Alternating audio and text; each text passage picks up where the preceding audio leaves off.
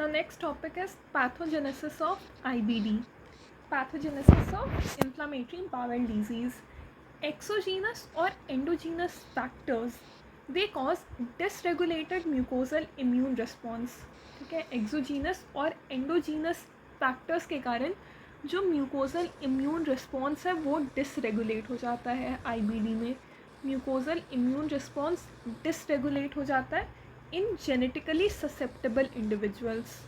ठीक है, mucosal immune response डिसरेगुलेट हो रहा है in genetically susceptible individual. Ulcerative colitis का जो पैथोजेनेसिस है that is unclear. It is characterized by over active adaptive immune system. ठीक है, specially of the TH2 lineage response.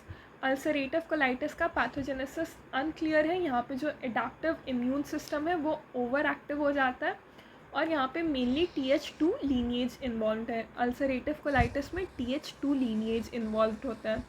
Ulcerative colitis में TH2 लीनिएज इन्वॉल्व होता है. Crohn's disease. क्रोन्स डिजीज़ का genetically susceptible individuals में मिलता है दैट इज़ NOD2 या CARD5 gene polymorphism that is present on chromosome 16.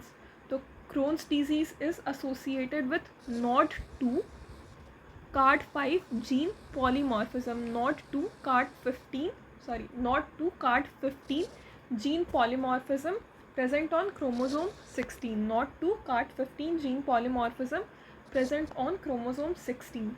और इसके कारण जो म्यूकोजल इम्यून रिस्पॉन्स है दैट इज़ डिफेक्टिव. यहाँ पे जो इन्नेट इम्यूनिटी है वो डिफेक्टिव होता है.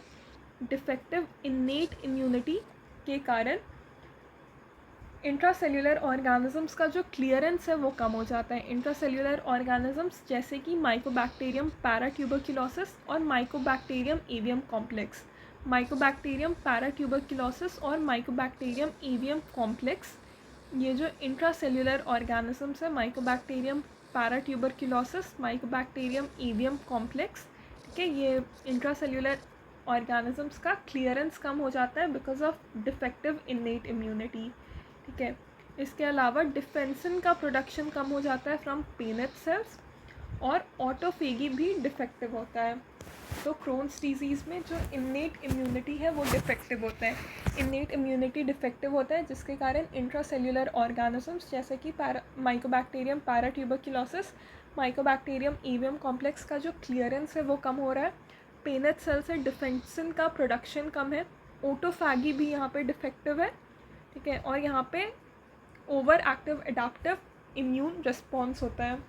इन्नेट इम्यूनिटी डिफेक्टिव होता है. एडाप्टिव इम्यूनिटी जो है वो ओवर एक्टिव हो जाता है and this is related to TH1 lineage. Ulcerative colitis TH2 lineage था. Crohn's disease TH1 lineage. Ulcerative colitis TH2 and Crohn's disease TH1. ठीक है, इसका एक और रीज़न है that is decrease in the gut bacteria like Faecalibacterium. Faecalibacterium is a gut protective bacteria. ठीक है, तो अगर Faecalibacteria कम हो रहा है तो उसके कारण भी क्रोन्स डिजीज़ हो सकता है.